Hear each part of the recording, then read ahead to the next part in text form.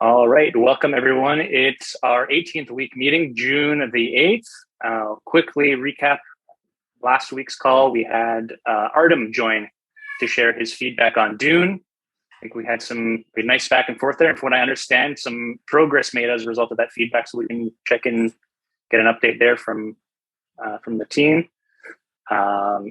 We'll check in on how we're doing with the Mandel 3.1 go, no-go status, any updates on testing, and if there are any other items anyone would like to add to the agenda, feel free to raise them, and we can talk about those too. So why don't we start with platform support? Do we have Bucky on the line today? Yeah, I'm on here today. Hey, Bucky. So how did it go with? I understand you guys. I think you had a conversation with Artem and maybe some adjustments made. Can you tell us a bit about that? Sure. So Artem's biggest thing is that he was using a testing framework that we've never officially released as part of EOSIO. We always kind of kept it to somewhat internal, and I was kind of hoping that we wouldn't have popped that bubble until after we kind of released and things had settled down. But I'd already kind of made the assumption that people were already using it because it's been 4 years, and people don't really have anything to test with, so they're gonna dig into places and find things. So the resolution that we've kind of come up with is to effectively semi-officially support those. So we're gonna make a different kind of package and put those in DUNE and be able to have that support for Artem and really for ourselves internally and everybody else at that point. Awesome. So Artem's happy now. Yeah. The only thing we still got to do there is actually make those packages. So it won't be in the next couple of weeks kind of thing, but it'll be, relatively soonish. And then I was going to get him to retest those and make sure everything's good on his end. Great. So given the feedback we've received, and there's actually still some more perhaps to come. I spoke with Randall from EOS support. I guess it was previous week, he sent out a follow-up to everyone who had responded to that initial survey, sharing DUNE, asking for feedback on DUNE. 2 of those people responded to say, sure, I'm trying it out, and we'll reach out if we have any feedback. So no feedback to come yet, but we have 2 more people testing. I think we got a pretty good amount of data now. I'm not sure if it's had any impact on the thoughts from the ENF side of things in terms of are we happy with what we decided for platform support? We're officially dropping Mac support. Yes. And we're happy with. Yeah, I think we're there now. I think we've even pretty much gotten there consensus wise with everyone that had felt the opposite way of like wanting to directly support Macs. With the EOSIO tester stuff coming on board, when Bucky gets a chance to do that, we really feel that we've got everything covered and that DUNE is the answer. And we're going to support these 3 versions of Ubuntu going forward. Excellent. Simplify life a bit. Yeah, beautiful. So, I would say I think we could probably call this issue resolved. Again, we'll keep looking out for that additional feedback to come. But I'm pretty happy from my perspective with where we landed there. Okay, anything to add from anyone on the call on platform support? Let's talk about Mandel release candidate 3. I understand there was a go call yesterday. Can you share some, how'd that go? We decided to put it off 1 more week. We could have gone today, but I think it would be a little tight.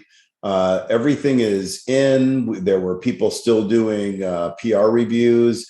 They felt they could do it, but I'm kind of the mindset that if you release junk, people remember it for a long time. And if you take an extra week, people forget about that in a little bit of time. There's no big marketing release here that we're aligning to, and we're really just releasing into testnet. I really preferred to have all of the test cases, unit test cases written and run through, and people feeling like they had a little bit of breathing room to really dig into the PRs and review them. So we opted for one more week, but I am 99.9, just 3 nines, not 5 9% sure that we will go next week, likely on Wednesday. We'll have the go, no go again on Tuesday. If people want to start rolling it out Tuesday, afternoon after the 1 p.m. go, no go call, that will be fine. But it probably could have gone today. I just really prefer that we shake it out, and make sure everything's in there. All the EVM stuff and all the block log splitting stuff that was kind of the long pulls in the tent have been addressed. So we're pretty comfortable, and people are already starting to think towards 3.2, which is great. Great. All right. So I've documented here June 7th was a no-go. Next no-go will be on June 14th. High likelihood it will be a go. There were only minor items left to address. Yep. Beauty. Anything to add or any questions from anyone on the status of Mandel code? All right, moving on to testing. I don't have much to share. Again, we're continuing to test everything as it comes. Still, everything's looking good from our perspective. I'm not sure if anyone else on the line has any feedback or anything to discuss regarding testing on Jungle 4. Yeah, I went to go pull it and build at least the latest version out there. Didn't find the tag, but saw it was the latest code. Thanks, Matthew. But about to start chasing down that new build process. I saw CC and some folks discussing about how those scripts are new and different now. So was about to try to run through it earlier, but now I got to kind of sit and think about it and figure out those prereq scripts and all of that. So just a little different. There's not release notes for that one yet. I did find it at the bottom of the Mandel repo. So thanks to Stan. Yeah, there's a little tightening up that needs to be done there for sure. Yeah, really got to try to start. The state history is what I'm kind of focusing on. I don't think any of the upcoming pending changes changed anything on state history, right? The state history log trimming, I do believe. That is in the pending features. But as for the format, and that's where we really get caught, is when it doesn't answer the same. So I'm going to start testing some of that. So the log formats will be different as well. And so your old log files will be incompatible with the new ones, the 3.1. Then I shall wait on building this ship node. All right. Any other comments, questions, feedback regarding the testing on Jungle with our current version? So let's see here. Looks like we're on track. Again, we were aiming to have RC1 by end of June, so we're ahead of schedule. I'm guessing we're going to want to test activating the features perhaps some point between when we have RC1 and the final release in August. On Jungle 4, you want to test? On Jungle. Yeah. I think that's a good idea. Yeah, that sounds reasonable to me. Okay. Yves, does that make sense? Did not see a MSIG to update the contracts, which that would go in tandem with the, I don't know, I guess, does it require the latest system contracts for all the protocol upgrades or activations? I don't know the answer to that. No, it should still be fine with the previous ESO or whatever contracts is currently set up there. There's going to be some contracts changes needed at some point, but not for the sort of initial RC1 kind of stuff. Would you say the version, whatever the latest version is, I know they just proposed, would probably be adequate Yeah. As a good effort. So that may kind of solve itself, but yeah, I guess right behind the system contracts, maybe we activate all the features. If we want to do that to Jungle again. Yeah, that's why we had to make Jungle 4. It's because Jungle 3 had all the features turned on. Is that still the strategy? I don't think the idea is to turn on every feature if they're not needed. You would turn on the features that likely you'd want to turn on. That's not the Jungle way. It has nothing to do with Jungle. It's to prepare for the consensus upgrade on September 23rd. The idea would be to test the features that you'd actually want to implement on the mainnet. Correct. So that goes down the path of, is that Kyland, where it's more mimicking EOS and more straight up replica, versus Jungle, which is burn the house down. I don't disagree with you on that. I'm just not everybody on Jungle may feel that way. So, I mean, others can turn on the functions if they want to. They'll need to reach the consensus for it, but we should turn on the functions that we plan on turning on in September. And really, that consensus upgrade can simply be one of the functions. So there are functions that are put into the code that we never asked for and that we never intended to turn on because there's no demand for them. If you want to turn them on, go for it. But really, the purpose should be at the minimum to turn on those that we intend on turning on in September. And yes, Ted, we should try to plan for those either in July so that they run for about 2 months, or at the latest early August. Got it. Which and based on the current time frame, I guess Daniel, you changed screen, but because we're early for RC1, I don't envision that the final would be August. I think at this point, it's safe to say that likely not RC1, but not RC2, sorry, but whatever RC1 becomes, so final version will likely be in July instead of August at this point. Okay. Again, so it'll be ready. It'll be ready on July, but not necessarily. This is our upgrade, but that's good to. So, do you have a sense of the early, late July? I guess there's a few things there. Is upgrade to 3.1 final assumes that there are things that are found in RC1 that need to be patched.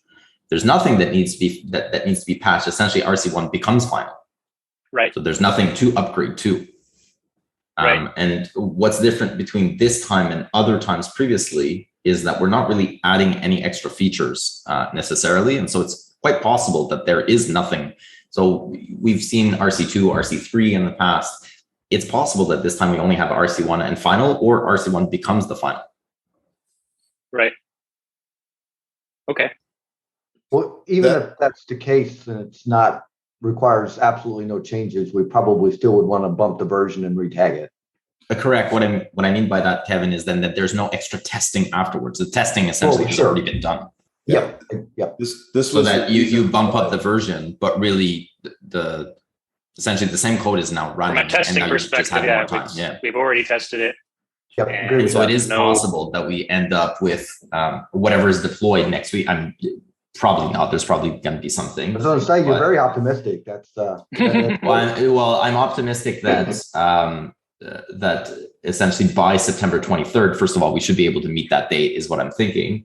But that the final release, let's say, whatever, if it's 3.1 RC1 that simply gets ported over, or if there's an RC2 which becomes the final, that should happen before early August. I'm thinking that's maybe more accurate to say mid-July at this point, which is great, which gives us, again, I wouldn't change the September 23rd. It just gives us more time for testing. Just more buffer. And then testing specifically the functions that we do plan. So maybe the discussion we do need to have is, of those consensus upgrade features, which ones are we going to turn on? Right. Because historically, we don't just turn them on to turn them on. There needs to be a demand for it. So it is quite possible that there are none that we actually want to turn on, and we're just turning one on for the symbolic reason of doing a consensus upgrade. Although there's one, I think, that we would want to turn on, but we should align on which one that would be. Right. Or which two or whatever. Yes. Let me make a note in here. Maybe we can make another issue. So that we already know in advance which one will turn on, which one will test, and what the reason is for turning on that one or those two or whatever.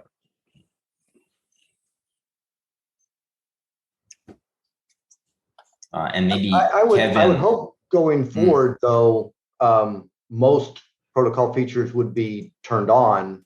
Otherwise, like, why are we building them, right? I mean, the problem in the past that's was the thing is we didn't build them. Right. Block one build them for their purposes. Exactly. Right. That's so going but yes, going forward, let's not build shit that we're not going to turn on. Exactly. Yes, of course. That's actually build protocol features that people want, not just what yes. But right now, these are legacy features that we didn't necessarily ask for, which is why they haven't been turned on. We still have legacy features from 1.8 that weren't turned on. Right. Exactly. So yes, let's not. I'm with you on that one. Of the features that are remaining to be turned on, Kevin, do you have a particular affinity for a few of them that you think, based on what you know, and I guess other people on the call, based on what you know, that we want to turn on, so that we already start setting the list, so that we can start explaining to people why we're turning those on, what are the reasons, et cetera, et cetera. I don't particularly, except for like the one that we're just now getting merged in, right? The EVM stuff, that's obviously added for a particular reason. So I would assume that one will be enabled. Say that again. What's that? What is that feature called? The intrinsics for EVM. Yeah, the you call them crypto primitives? Yeah, that's what we changed it to. So crypto primitives. Yeah, because it's not just for EVM; it's for any use case. It's more generic than EVM. Okay. There had been a couple of flags that I think when Dan's team made the first Mandel 3.0 were added, and I don't know if we're planning on still turning those on. Do you remember what? I'd have to go look up what they were, Yves, but they were in Dan's early contract to us. He listed two hard fork, like flags that would be turned on the consensus upgrade. I don't know if we still plan to do those or not. But that's a good question. I think they. I'll have to go back and check. I'm not sure he actually.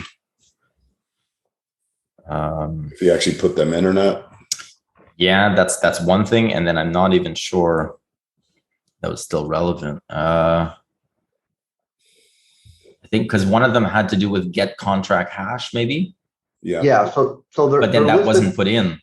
You can see them on a release page. If you go to the repo and click on releases and then scroll down, you'll see them. There's get code hash, actual return value, configurable WASM limits, and blockchain parameters. Yep. Those were things that Kevin, those were things Dan added in the Mandel 3.0 release code he did for us. Right. The specific new one there was the get code hash. The other three are actually from 2.1.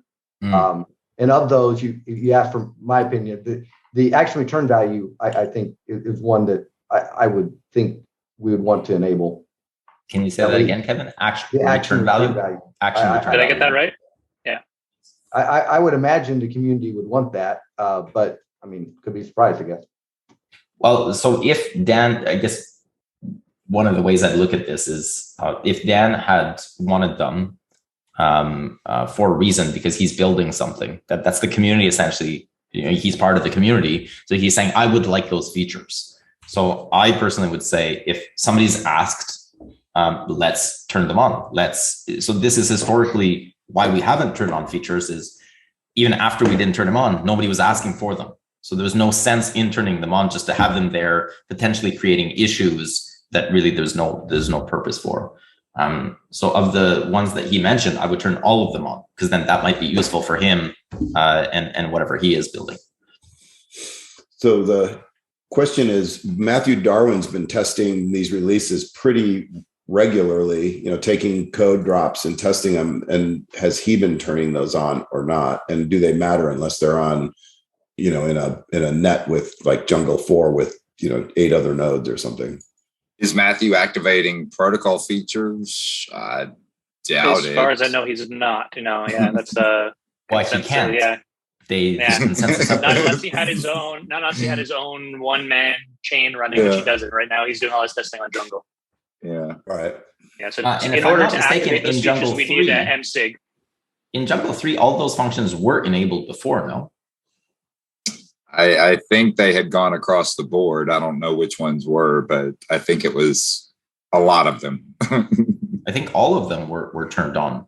I might be mistaken on that, but all of them were turned on since after they were released. That's the jungle way. But like I say, I don't know for absolute sure, but that's the whole reason we rolled to jungle 4 was to undo all of those protocols. But yeah, I doubt any protocol activation has been triggered other than did Crypto Alliance launch jungle 4 on 3.5?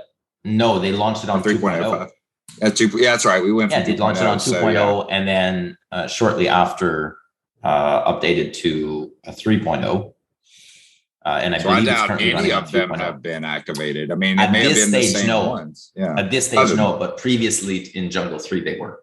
Correct. I think so. Is it worth testing the activation code of all of those? I know they've been turned on before, but now this is a new version of them. Yeah. Exactly. So yes, we should.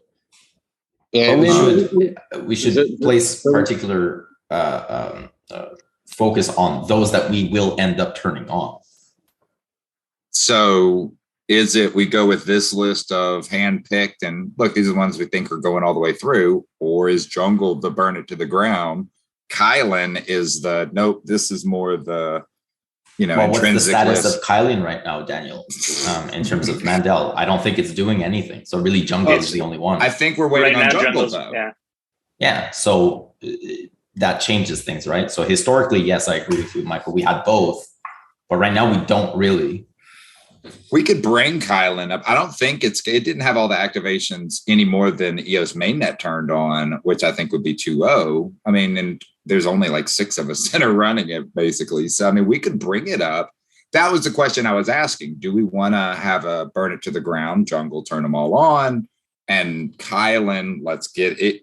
Are we maybe the thinking, idea, but do we have Kylan still? My sense was that Kylan is not really being managed right now. There's a bunch of work there that would need to be done. Yeah, not a lot of eyes on it. So yeah, it would require an effort to coordinate and get it upgraded. Get, for example, power up activated, things like that currently have not been done on Kylan. But so personally, with the ENF, what I'm thinking is at some point we should have an official test net, kind of like what Block 1 had. That's and that would be the mirror of. But that's not happening next week. Right. Good. I spin up new chains all the time, way less time. But I mean, that's part of the question is, do you maybe spin up a quick little test net and turn on all the activations just to test it? Just not break it doesn't have the same effect as what we were traditionally doing with jungle, where it's not only do the functions get turned on, but people try to break them. That you won't necessarily get if you run your own test net, because I agree. It's just not the same. So yes, I'm good with turning on all the functions on jungle. Then the issue becomes if one of the other functions that we don't plan on turning on is one of the problems, then it's really hard to debug because we don't know which one or where it just adds complexity. And does that really add any value to moving towards that September 20th? What are we testing? Are we testing the new code in its entirety, or are we more strategically planning for the upcoming upgrade? I don't disagree with you. I'm more just... Well, typically both would happen. I don't know if we have the luxury right now because we don't have Kylan, unless, Daniel, you guys put an emphasis, and Michael, on bringing up Kylan to date. Kylan, part of the problem was it was too decentralized. So jungle is always super centralized. It's really easy. It was easy to actually pretty centralized now just because we had to keep it running, right? I mean, a lot of us run 2 or 3 BPs, but with a little bit of effort. Historically had multiple BPs, so you needed to actually get 8 or 9 or 12 parties to turn on something. With jungle, you could just get 3 people to turn on something and they control 6 BPs each and you were good. Right. So it was conducive to actually turning everything on and trying to break it, whereas Kylan was not. Maybe since we have, but now you guys turn on the faucet, right? You guys have control over tokens in Kylan, or because that was always part of the issue is even if we wanted to vote people in on Kylan, we just couldn't. Didn't have access to it. Right now, Michael is the faucet on Kylan. If needed. But I think no, but do you have enough tokens, Michael? Like, could you replace all 21 BPs, for example? 2 different things. The faucet being I can keep people happy if they need tokens to use, not I don't have 100 million votes. So do we have enough tokens to be able to shift things so that we can say, all right, we're taking Kylan, We're now placing VPs in so that we can mirror the mainnet It in a might very not take centralized much. fashion, like Jungle could. It might not take much, in my opinion. I think it might be worth investigating if we wanted to go down that path. And that's what I say. Is it important? We have a week. I would or say two it's head early start. June. We have enough time to be able to do that if you guys coordinate that. And then, yes, then I would agree. Jungle, turn everything on, the traditional or historical function that Jungle fulfilled. Let's do that. That was needed. That was quite good. Plus, most people typically deploy in Jungle as well. So you have a lot of contracts running. You've got a lot of actual real world case, whereas Kylene less so. So that was more of a mirror. So if you can coordinate both, I would say that that does have value. And there is enough time if you actually place emphasis on this. So maybe if we could say, if by the end of June, we can rein in Kylene and make a decision of... You would need to do that beforehand. You think before, and I mean, we only got 2 or 3 weeks. So 1 week by the next meeting, you think? We can probably get a bearing. Well, it's early June. I don't know about you, but it's like you've got 3 weeks till the end of June.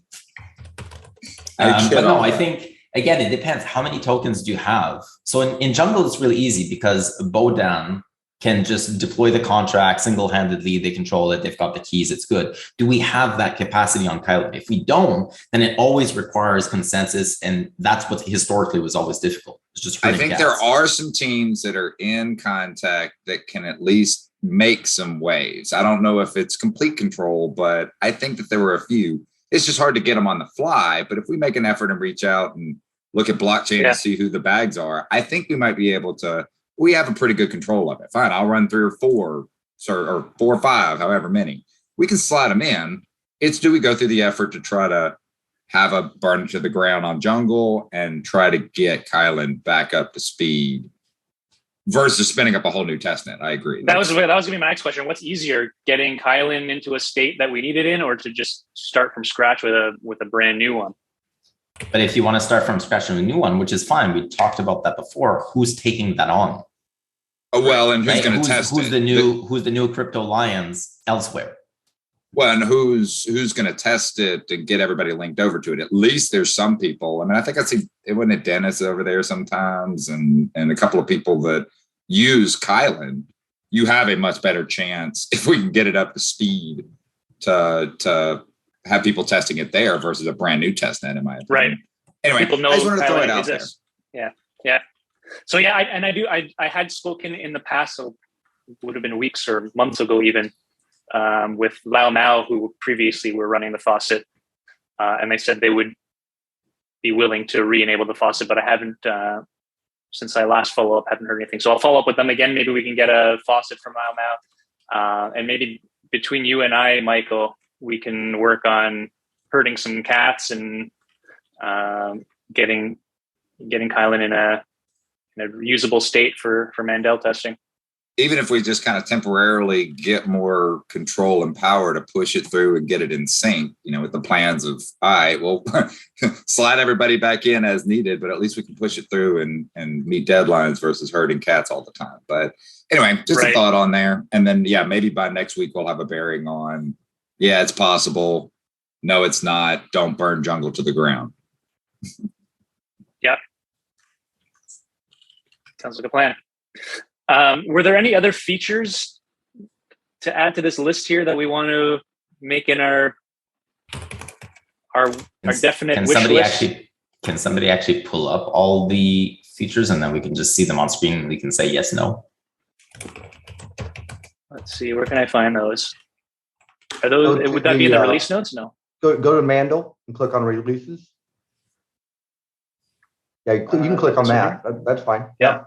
And then click on releases that are at the top to the left, right, left of version 2 down. Yep, right there. Now scroll down.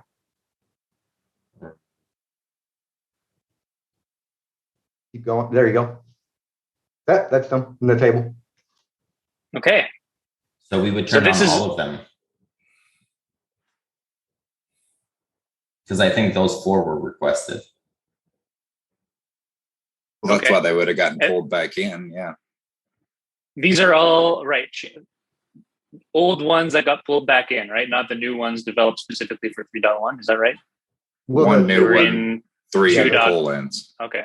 Right. Okay. So Can this you is confirm, everything. Kevin, that we actually dropped the functions and didn't port them in? The ones that, that let's say we're in 1.8 that weren't turned on and that weren't being planned on turned on? Any 1.8 ones we still have. What you don't have are any 2.1 The 2.1, okay. that aren't listed here. Gotcha. Because Mandel is based off of a version 2.0, and so it has all of 2.0, but the only thing from 2.1 are the ones listed in this table. So should we go, so I would say yes to those 4 based on what I know. Should we go back to the list of 1.8? And Daniel, you'd be able to pop up, I think, the EOS Nation, do you know what I'm talking about? Matthew, I don't know what the name is. Where he goes, the link that checks The validator? what functions are, yeah, but which functions are activated right now, and then it gives you the date at which they were activated. We'd be able to see which ones from 1.8 still aren't activated, and then go down that list. Yeah. Which would come and complement those 4 that you just highlighted. Yeah.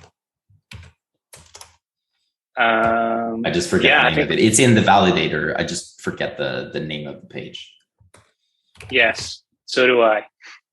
But you know what I'm talking about? I think I have it. I do know. I know the one that you're talking about.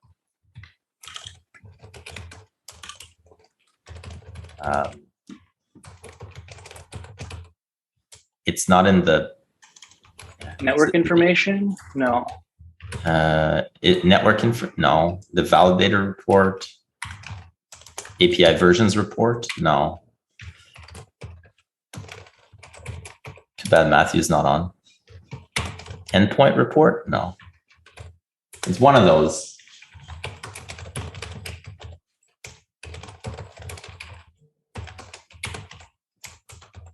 Producer score, validator reports, network information. Just click on each of them one by one and it'll come out.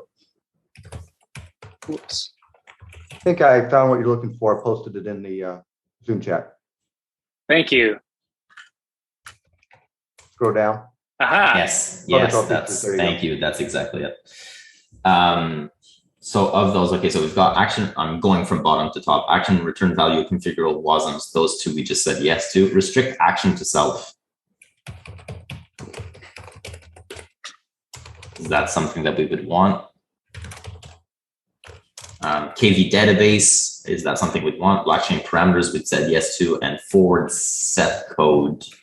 I think that's not on this. So those 3 essentially. These are all things already locked. So those are not documented in that release here. These are new. These are already in production. Well, yes, some of those are 2.1, like the KV database.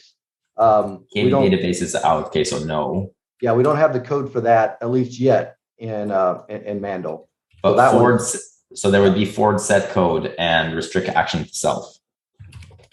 I can't tell you off the top of my head if those were in 2.0 or 2.1. I don't think restrict action itself is in Mandel. Okay, so then just forward set code. So that's the only other one to decide whether or not we turn on. Yeah, and then the forward set code is really only useful for EOSO contracts, and I believe we might need it for the EVM stuff. I think that we might be. No, I don't think we're actually even using it there. Do we? I recall we talked. This is an old one. This is 2019. Yeah. We had specifically not turned it on, and we had. I mean, this is 2-3 years ago. We had discussions as to why we didn't want to turn it on at that time. It didn't help anything. Like so there was a bug in 1.0 with forwarding set code to EOSO contracts because every one of those native actions we forward through to EOSO contracts so that it can kind of do whatever things it wants to do. And then set code was the one that was kind of causing a recursive bug. So we killed it out in version 1.0, and then we brought it back in case if anybody ever needed it. And we've never used it anywhere. And I don't think anybody else has ever used it.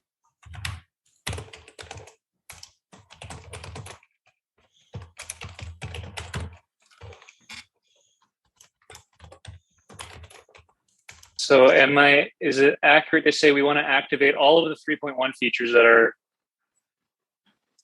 indicated in here?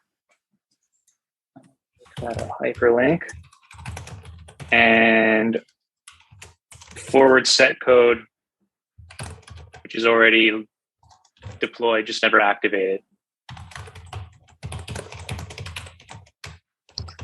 Yeah, it does no harm, and it does kind of like no good for. It doesn't do anything currently. So it's not going to be incredibly helpful for testing, but if we ever do need it, then it's kind of nice to already have it pushed up there. Are all of these features yes, no, or are there any further configurations we need to define for something like this? No, they're fairly they're binary. It's either it's on or it's off. Great, just making sure. Well, that being said, the two limits, the blockchain parameters and the WASM limits, once enabled, there can be discussion around changing those limits. That's the reason you enable those, is so that you can then change the limits. If you're not going to actually change any of the limits, there's no reason to activate them. Right. So do we factor that into our testing? I guess we need to play with different settings. Well, I once think we've activated. Yeah, I think and I'm not sure who comes up with what these settings need to be. Presumably, whoever's needing that functionality, if it's the EVM developers or whoever's needing that, what they're particularly wanting those values to be. I think that needs to be probably discussed, and then those particular values that are required should be the ones used for testing. Yeah, and I think right now the EVM stuff is targeting just regular mainnets. I don't think it's pushing any of those limits.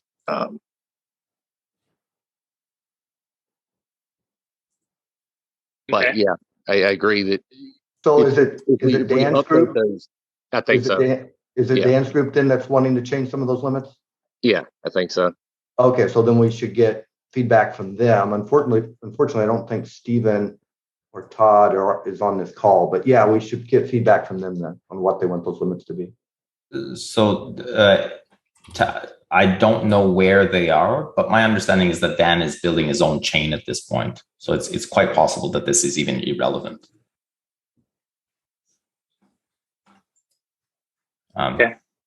But my opinion would still be, let's turn them on, let's test them. Other people might see the value in having those features. I think there's been a general call for at least some of these limits to be increased. For instance, the ones off the top of my head, I believe, are the inline action depth limit and the amount of data that you can then pass to an inline action. Those limits, I believe, have been called for from various components, people wishing they were larger for various reasons. For example, one use case there is the ability to do like a set code via an inline action is currently limited by one of these settings. Okay, so we have a couple of, so if I understand correctly, there's a bunch of different types of limits, and each one of those limits have, configurations for them. Yes, so we need to determine which of the limits are useful to us and what are the, how high do we want to set them or low? Right. So, and initially, like just historically with EOSIO, like when we launched a version 1 of the software, we set all the limits extremely conservative, right? Because we weren't sure, right? We just didn't know what was going to happen. And so, over time, some of those limits have been loosened, and this provides us the ability to loosen some more of those. And again, the example of like inline action depth, it's like, in my mind, it's debatable whether we even need any sort of limit there at all, because you're limited by your CPU anyway. So the question is, do you really need a limit on the actual action depth, or is the CPU limit enough to guard against blowing the chain up, basically. Most chains have already bumped up their inline actions. I think EOS was the first one, and then everybody else like 3 times. Yeah, that's what. And because of that, a lot of other chains have said, "Well, it hadn't blown up over there. Sure, let's crank it up to 10 or maybe even more." I think we're at 12 or even 16. So as contracts become more complex, there's a need to. So it wasn't so much is there an issue? It was limiting the type of projects or the type of actions that you could do, right? And we should still be increasing it because we still you do hit it, but it's like hitting it because you know that you're on the edge of that inline. But some contracts are hitting it because they're concatenating DeFi, wrapping one DeFi project with the next project. But so for the sake of testing, does it make sense to have 2 test cases, one at the desired configuration value, but then a second one where you kind of jack the numbers up to a more extreme case so you understand where things start degrading? That's what Jungle always was. I mean, there were many a times nobody could function on Jungle because it was just so congested or whatever, but you needed a Kylan, which was more, all right, this seems to be more where we might find a sweet spot, but obviously that's a little more difficult. But I mean, it's also, I think, another level of that's more unique per each chain. I mean, you can fundamentally decide what the defaults are, but it's configurable via an MSIG. Seems to be working. I assume it hadn't really changed much, right? But code-wise, feature-wise, is that something you test in this phase? Or discuss or decide? I mean, that's a chain decision, isn't it? Per chain. Sorry, what do you mean by that, Michael? Just discussing what the default parameters are, what the change parameters are. Right. Is that in scope of the Mandel upgrade, or is that more of a individual decision of each chain who is implementing? But I guess the context of this Mandel upgrade is the EOS. We're talking EOS specific. Mm-hmm. So what does EOS want to do? Yeah. Are we using it as a platform to be able to discuss these chain options as well, in addition at the same time as the code upgrade and protocol activations and all of that? But I mean, unless you tell me that they're intrinsically linked, I mean, that's a great discussion that needs to be had and we can figure that out. But is it maybe a little bit of scope creep? Because you got a whole plethora of all these other chain options that need to be reviewed, but in depth and additional information may be gathered respectively per chain. And yes, we're talking on the EOS one, but that's out of scope for this, because that could apply to any single parameter, which there are hundreds of. Bingo. That's why I'm like, I mean, you start to go down that path. So if it's a protocol and it's forking, yes, but I think that should maybe be a side committee, or something like that, whatever you want to call it. Features plus committee. Working group. Yeah. The only danger with those inline actions is what's the actual limit? Like, what is before we brick the chain type of thing, right? So like, is there a limit in WASM where we cannot surpass X parameter? Because right now, like the chain is working fine. If we could increase those inline action, we could, but it's only for those really niche contracts. But there are more and more of those niche contracts coming up. But where's the limit of where we break the chain in terms of like, are we gone too far in the inline? That I don't have no idea, right? So like, it's not really about testing EOS. It's about what's the limit of the WASM code before we brick the chain in terms of like, I don't even know. Is there even a limit? There isn't. So the WASM, so like the way the inline actions work is that it doesn't they're not really inline, right? Like that's the bad naming of inline actions, is it doesn't really use the same WASM context. So it blows away that WASM context. It's just effectively running the actions at the end of the call. So theoretically there you could have as many as you wanted, and then to kind of Kevin's point, the only thing that's really restricting that is check time. Yeah, building. So the second limit is the history providers, gray mass, diffuse. Because I know like sometimes where we had like these sort of like crazy abnormal things in the history providers, they weren't able to process it because of their limitations. So it's if there's no limit on the WASM itself, like it can execute, then it's figuring out, well, if we do push like 50 inline transactions like cascading, do we now hit the history providers, and then we break history providers. Correct. Yates used to do that all the time. He would crush my Hyperion. So maybe it's just a limit with, what is the breaking limit to history providers? I don't know. But currently, right now, the current limits that are on chain are pretty reasonable for most developers, like 99.5%. And then there's that 0.5% of the developers that want to cascade 9 contracts together, like myself. Like I've hit the limits. But I'm like, whatever, I'll just figure it out. I'll just remove actions, right? And that's usually what most developers end up doing, is they just reorchestrate their contract to just do less. But we are hitting that limit right now. So, but I think it would be to reiterate, I think this is outside of the scope of this. This has nothing to do with Mandel. Yeah. You can turn on inline actions right now. Has nothing to do with Mandel. Yeah, exactly. Right. It's not. But as long as and we have done so on, I think, 3 separate occasions. For sure. Yeah. Okay. So let's call the scope there. We won't be going in depth testing the various configurations for inline actions for the sake of Mandel. It's something we can do separately if we'd like.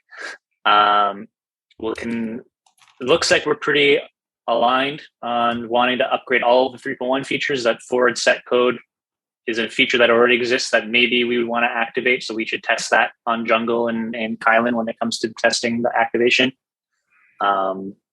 Anything else that I missed? Well, I guess the only caveat I put with forward set code is it's been there for 3 years and it has not been activated. Is anybody requesting that function or that feature? If no, that may be the legacy one that never gets turned on. And going forward, like Kevin said, we shouldn't be building functions that we don't need. And so every single new function going forward would be activated, and we would have this legacy reminder of don't build shit you don't intend on turning on. Makes sense. Kevin, I think Kevin, you brought this one up as a potential useful one. Was that you, Kevin? Is there a reason that this is one that you highlighted I think Bucky was discussing that one. Yeah. So I mean, so that one in particular is a bug fix. It's just a small, it's not very useful, right? Like it doesn't do anything in particular for mainnet. The EOSO contract really doesn't try to forward set code right now, and nobody's asking for that functionality. And I don't think we've ever really ran into that problem. So it might just end up being one of the ones that's never turned on at that point. Okay. So in your professional opinion, Bucky, would you turn it on or no? I'm guessing you're saying no, but can you confirm you would not turn it on? I mean, if it's easy to do, yeah, because it doesn't impact anything in terms of performance, and it isn't bad to do. Like, it's just sort of, if you don't if there's no reason to do it, then don't, right? Like if there's no effort. That's been the MO. It's like, if we're not going to use it, why turn it on? Because it could potentially introduce something. Yeah. I think. But what is the likelihood that it introduces something? I'm guessing it's low, but still, is there a reason? If we have no reason, then other than cleaning it up and having every single function turned on, I mean, that would be the reason, just to turn it on, just so that every function. Check the checkbox. Yeah, it looks more green on the API list. Yeah, and at some point there might be value in turning every protocol feature on, and kind of giving it a period there where every chain is turn those on, and then kind of decapitating the node software. So like if you ever needed a replay, you would do 3.0 or 3.1, up to a certain point, and then the new one, because you can start off there with the state where everything is turned on. I think there is value there. Okay, so I'm going to leave it on the list for now. Right now, this is our features to consider activating. Nothing set in stone. And anything that I missed, I think that covers it, right? Well, I guess question is, once we release 3.1 RC1 next week, let's say, would we want to turn those functions on earlier rather than later to test them longer, or do we want a period of time where we don't turn them on, test without that, and then turn them on? Yes, I think so. I think they're upgrade, do some testing without any features activated, put it through its paces, and then activate at some future date before we upgrade to the final release potentially.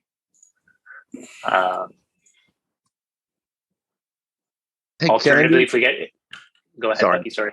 I was going to say, do we have any P2P changes or anything like that in this release? And Mandel, yes. Okay. I was going to say maybe just replaying Jungle on that would suffice, but if we do have P2P changes, then that's going to be the thing that we do also want to test. Never mind. Yeah, I got some things to test with it. Well, Stan already broke it this morning. He reported something. I need to create a Jira issue for it, but yeah.